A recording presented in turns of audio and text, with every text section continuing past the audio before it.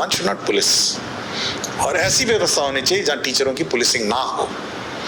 लेकिन अगर टीचर की मतलब अगर व्यवस्था में थोड़ा डिरेलमेंट इधर से उधर हो तब तो करनी पड़ेगी थोड़ी। देखिए, हम लोग टीचर ट्रेनिंग कंपल्सरी रखें and we can not compromise on training, और समय समय पर हम लोग इवैल्यूएशन भी करेंगे स्टूडेंट्स का कि वास्तव में पढ़ा या नहीं पढ़ा।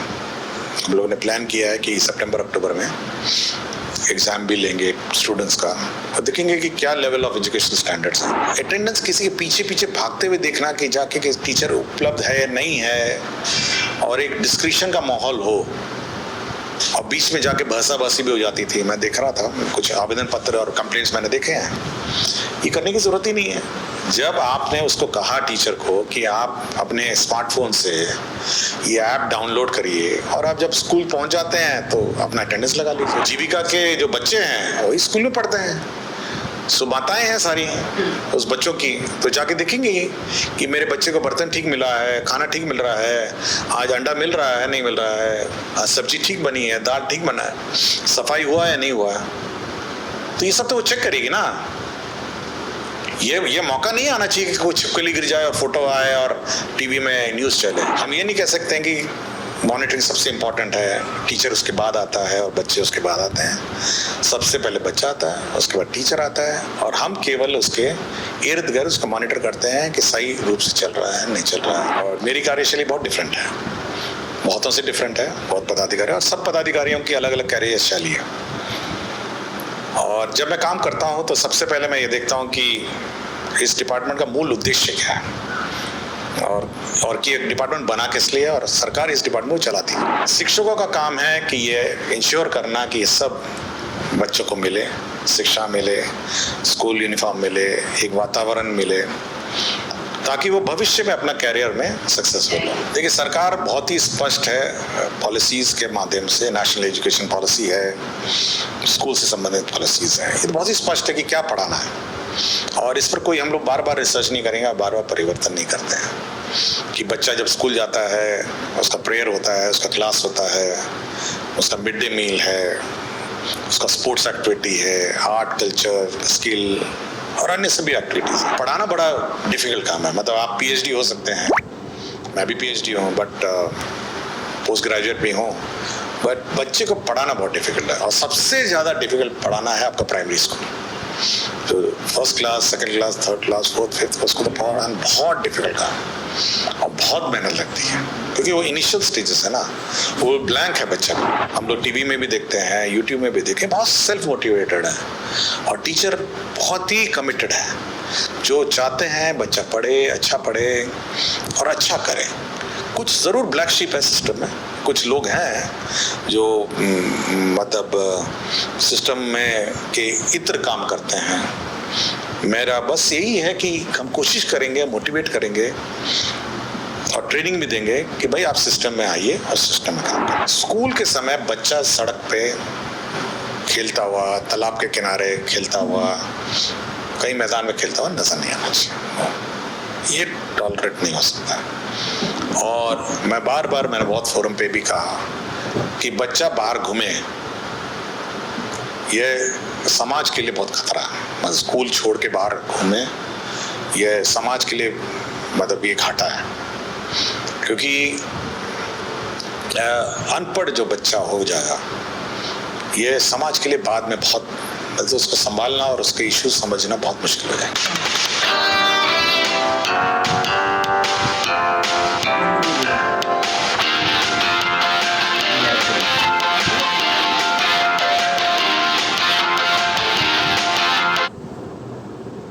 Join, connect, and advance your career on LinkedIn. Get the app today. ये है इंडिया के पुराने इन्वेस्टिंग की दुनिया।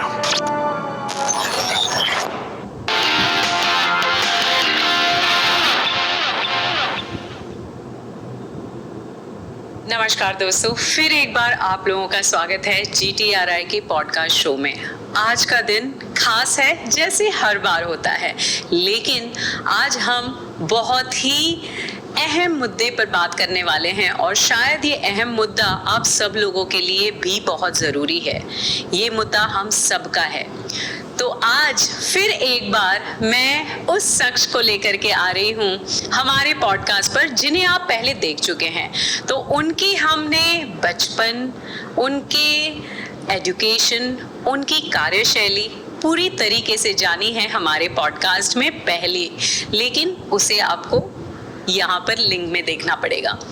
तो आइए मैं आपका स्वागत करती हूँ फिर एक बार हमारे गेस्ट के साथ। 3 आई से नवाजा गया है उन्हें, IITian, IIM और IAS, और हाँ ये डबल डॉक्टरेट भी है, मतलब इन्हें डॉक्टर से नवाजा गया है। तो हम डॉक्टर S सिद्धार्थ, जो कि प्रिंसिपल सेक्रेटरी टू CM ही नहीं, लेकिन अभी आज का मुद्दा जो है वो है additional chief secretary in education department, इनसे मिलने जा रहे हैं। क्योंकि हाल फिलहाल में बिहार में एजुकेशन काफ़ी चर्चित रहा, बहुत कंट्रोवर्सीज में रहा। यहाँ क्या ऐसे मुद्दे हैं जो सोशल मीडिया में हर टाइम बिहार को लेकर के चहल पहल होती है कि यहाँ पे शिक्षक अच्छे नहीं हैं, सिस्टम अच्छी नहीं है, प्रशासन अच्छा नहीं है।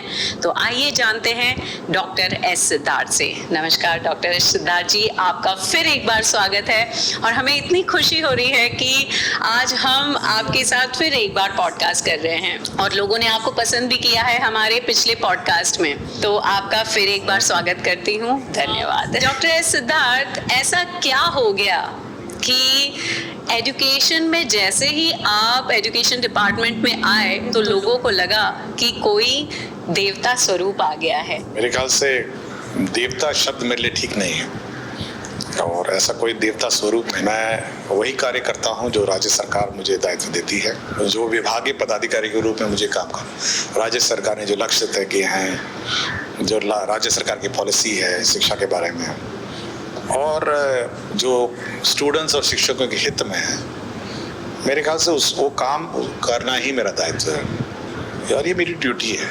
मैं वही करता हूँ जो शिक्षक के हित में है, जो बच्चों के हित में है। सबसे पहले बच्चों का हित है और उसके बाद शिक्षकों का हित है और उसके बाद हम लोग अपना देखते हैं। बिहार चर्चा में था एजुकेशन को लेके, तो आप अभी इस डिपार्टमेंट को मतलब संभालने वाले हैं और संभाल चुके हैं वैसे, और शिक्षक भी काफ़ी खुश हैं। तो ऐसा क्या था कि आपके प्रेडिसेसर से आप डिफरेंट कैसे होंगे? देखिए, प्रेडिसेसर के बारे में मैं चर्चा नहीं करूँगा। मेरे ख्याल से उचित भी नहीं होगा कि मेरे प्रेडिसेसर ने क्या किया क्या नहीं किया, लेकिन अपनी मेरी कार्यशैली है और मेरी कार्यशैली बहुत डिफरेंट है, बहुतों से डिफरेंट है। बहुत पदाधिकारी और सब पदाधिकारियों की अलग अलग कार्यशैली है। और जब मैं काम करता हूं तो सबसे पहले मैं ये देखता हूं कि इस डिपार्टमेंट का मूल उद्देश्य क्या है और कि एक डिपार्टमेंट बना किस लिए और सरकार इस डिपार्टमेंट को चलाती क्यों। तो अगर आप देखें इस डिपार्टमेंट का एक बहुत संक्षेप में, इस डिपार्टमेंट का मूल उद्देश्य है कि बच्चों की शिक्षा, मतलब बहुत ही स्पष्ट है, मतलब इसमें कोई द्वंद्व नहीं है, इसमें कोई कंफ्यूजन नहीं होना चाहिए कि बच्चों की शिक्षा ही सर्वोपरि है और बाकी जो सब है इसका इर्द गिर्द बिल्ड होती है। बच्चों की शिक्षा होगी तो टीचर आएंगे, टीचर होंगे। बच्चों की शिक्षा की बात करें जाएंगे तो वहाँ का